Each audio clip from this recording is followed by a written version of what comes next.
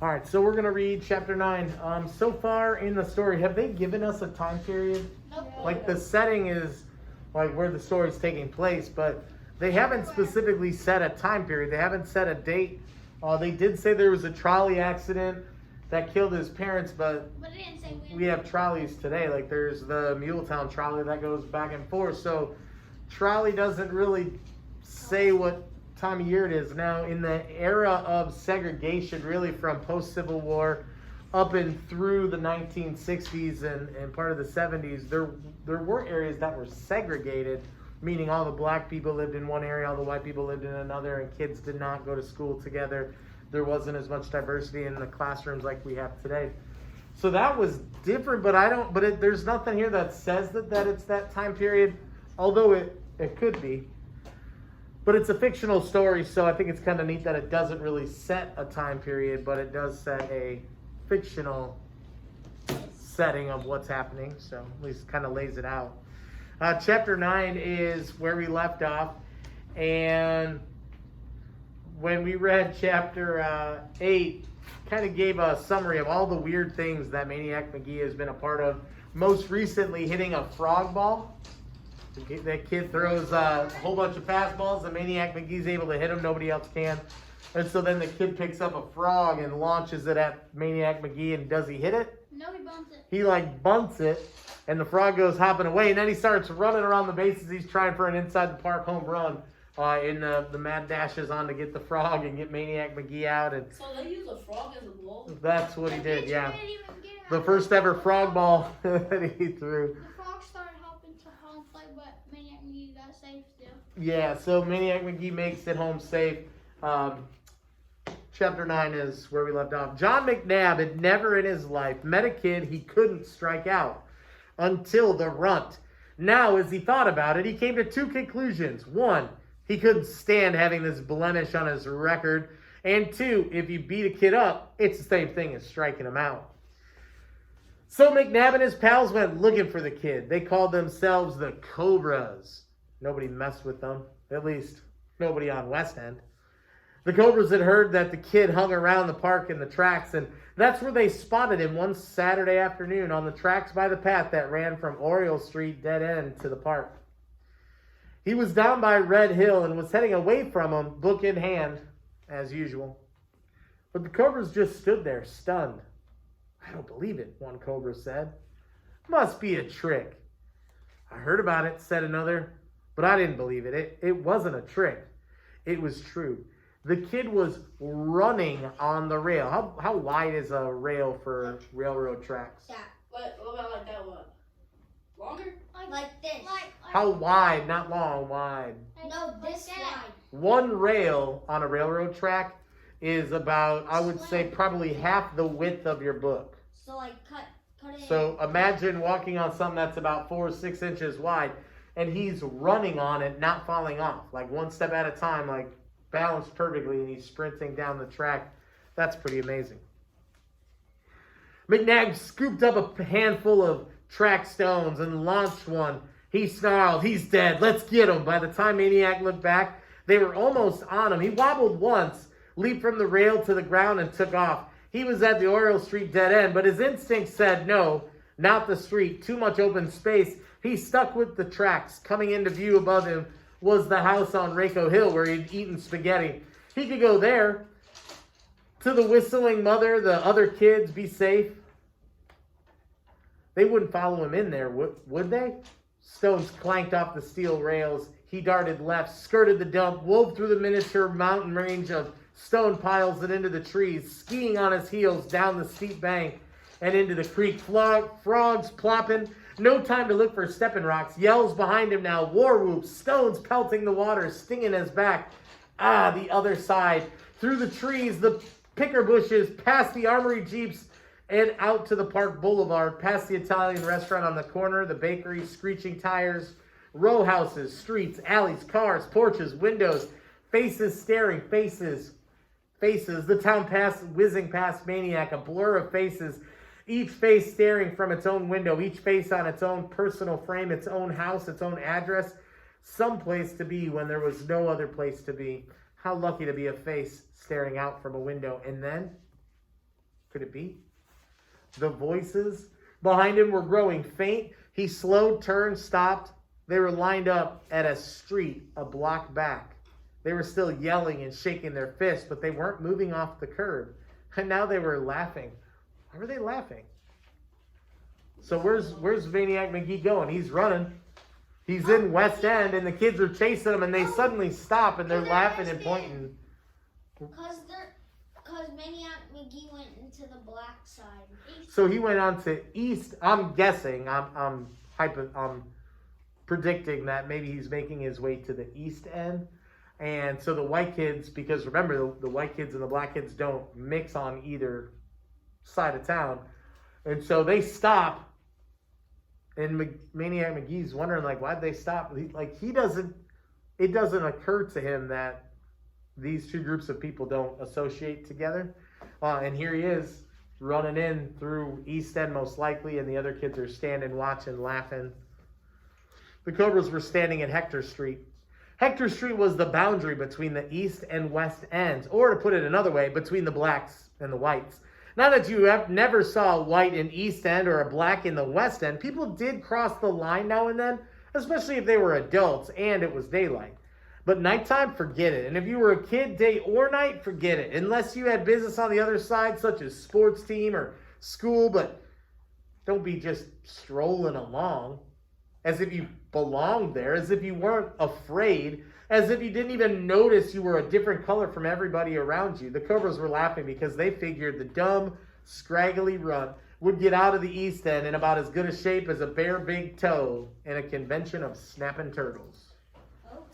Something to consider or ponder. What are they afraid of? This is hypothetically, you don't have to answer, but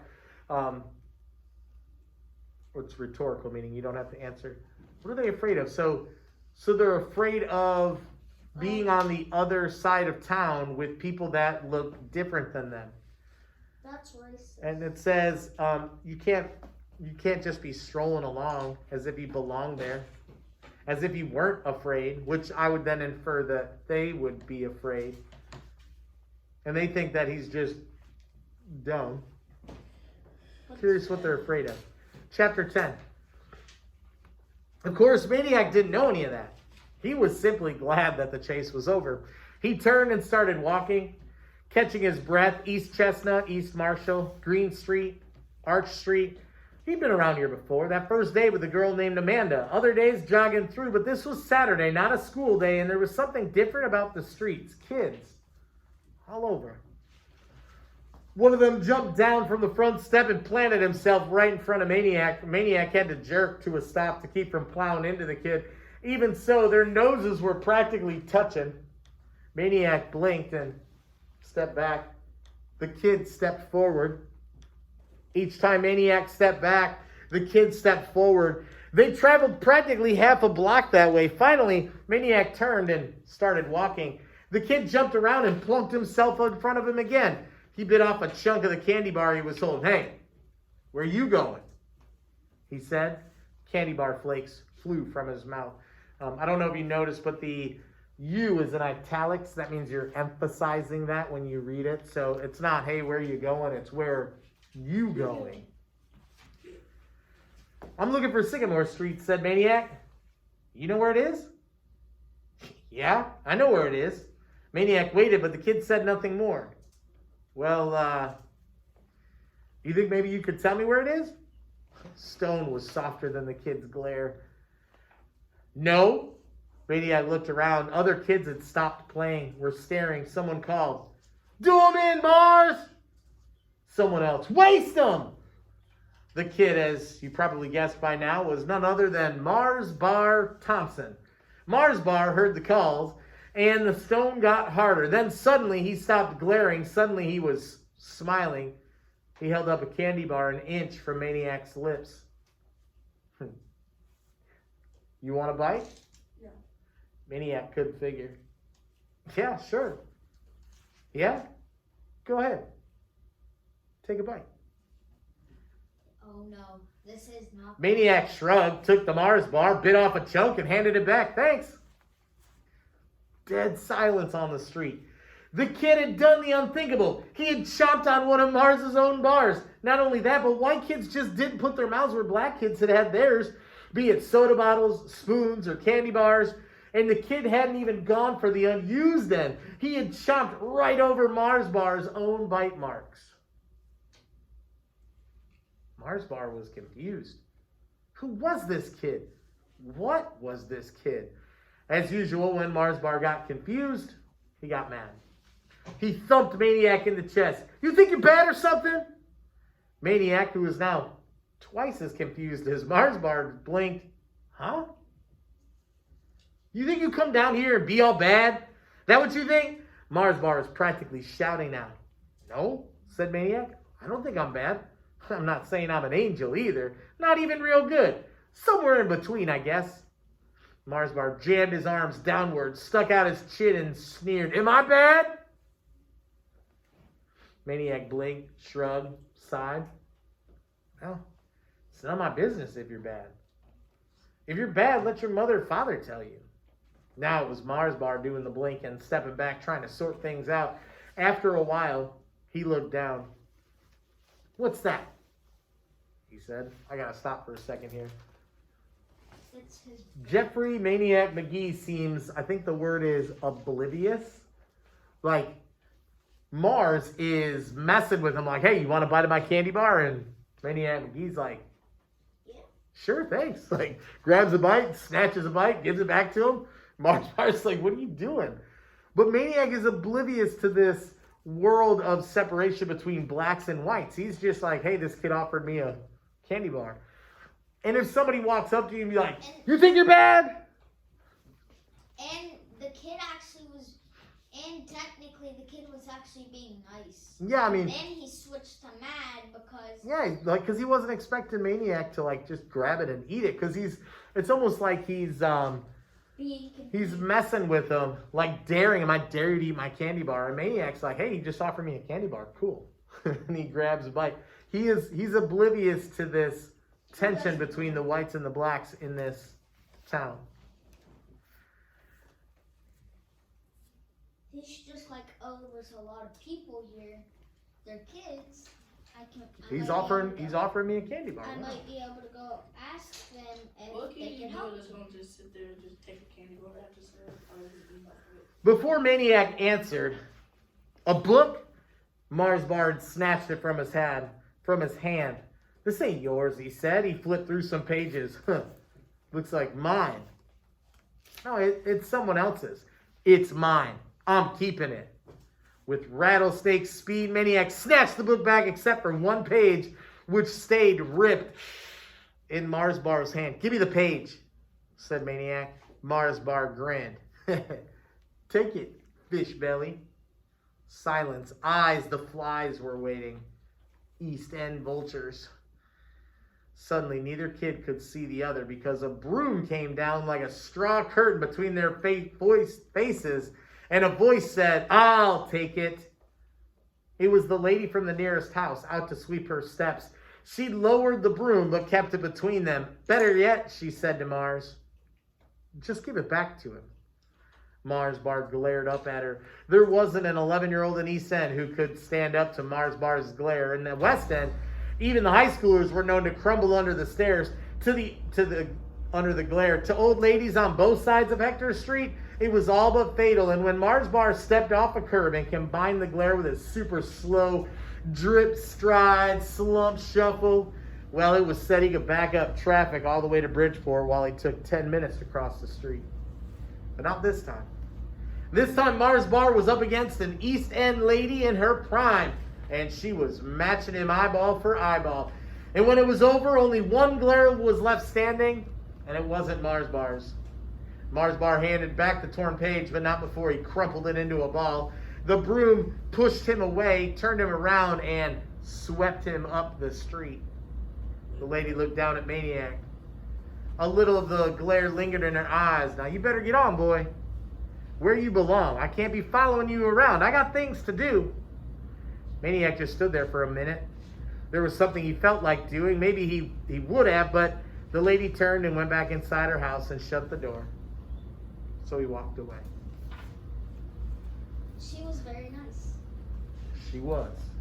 Chapter 11. Now what? Maniac uncrumpled the page, flattened it out best he could. How could he return the book to Amanda in this condition? He couldn't, but he had to. It was hers. Judging from that morning, she was pretty finicky about her books. What would make her matter? To not get the book back at all, or to get it back with a page ripped out? Maniac cringed at both prospects. He wandered around the East End, jogging slowly, in no hurry now to find 728 Sycamore Street. He was passing a vacant lot when he heard an all too familiar voice. Hey! Hey, Fishbelly! He stopped, turned. This time Mars Bar wasn't alone. A handful of other kids trailed him down the sidewalk.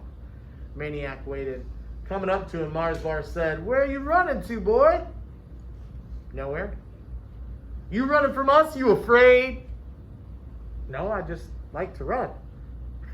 "You want to run?" Mars Bar grinned. "Go ahead. We'll give you a head start."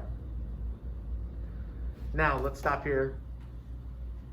What is Mars Bar doing? He said, "You want to run? Go ahead. We'll give you a head start." What's that He's mean? trying to beat Yeah, they think Grayson. They're going to do what? They don't try to race him. Probably Catch him. maybe race him, maybe catch him. I don't know if that's what Mars Bar is going to do. I think there's some Conflict. kind of conflict is happening. And Mars Bar, most kids I think would be perceptive enough to know that if Mars Bar shows up with all his friends after the situation that just happened and says, "Hey, you want to run? Go ahead. We'll give you a head start." They're gonna fight. Like I'm inferring that something bad might be happening afterwards. Maniac grinned back. "No thanks." Mars Bar held out his hand. "Give me my book." Maniac shook his head. Mars Bar glared. "Give me it." Maniac shook his head. Mars Bar reached for it and Maniac pulled it away. They moved in on him now. They backed him up. Some high schoolers were playing basketball up the street, but they weren't noticing, and there wasn't a broom-swinging lady in sight. Maniac felt a hard flatness against his back. Suddenly, his world was very small and very simple. A brick wall behind him. A row of scowling faces in front of him. He clutched the book with both hands. The faces were closing in. A voice called, "Hey, is that you, Jeffrey?" The faces parted. At the curb was a girl on a bike. Amanda. She hoisted the bike to the sidewalk and walked it over. She looked at the book, a torn page. "Hey, who wrote my book?" Mars Bar pointed to Maniac. "Well, he did." Amanda knew better. "You read my book?" Mars Bar's eyes went big as headlights. "I did not." "Yes, you did. You lie." "I didn't." "You did." She let the bike fall to Maniac. She grabbed the book and started kicking Mars Bar in his beloved sneakers. "I got a little brother and a little sister that crayon all over my books. I got a dog that eats them and that poops on them. And that's just inside my own family. And I am not going to have nobody else messing with my books. You understand?" By then, Mars Bar was hauling up the street past the basketball players who were rolling on the asphalt with laughter. Amanda took the torn page from Maniac. To her, it was the broken wing of a bird, a pet out in the rain. She turned misty-eyed to Maniac. "It's one of my favorite pages, too." Maniac smiled. "We can fix it." The way he said it, she believed. "You want to come to my house?" she said. "Sure," he said. We'll stop there for today.